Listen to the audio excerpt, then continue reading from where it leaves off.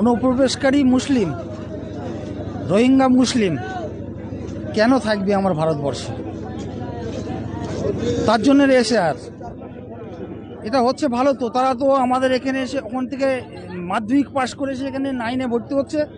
আমাদের ছেলেমেয়েরা ভালো রেজাল্ট করতে পারছে না, তারা চাকরি পেয়ে যাচ্ছে।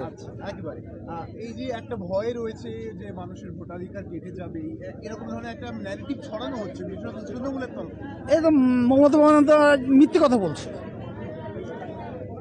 সঠিক এসআইআর হোক, যাদের বৈধ ভোটার তারা থাকবে, ভারতীয় মুসলিম, রাষ্ট্রবাদী মুসলিম তারা থাকবে, যাদের কাগজপত্র নেই তারা এখানে দেশ থেকে ছাড়বে, তারা চলে যাবে বাংলাদেশ। আচ্ছা, আজকে প্রধানমন্ত্রী আসবে, কি বলবেন সে বিষয়ে? কি expect করছেন? নরেন্দ্র মোদী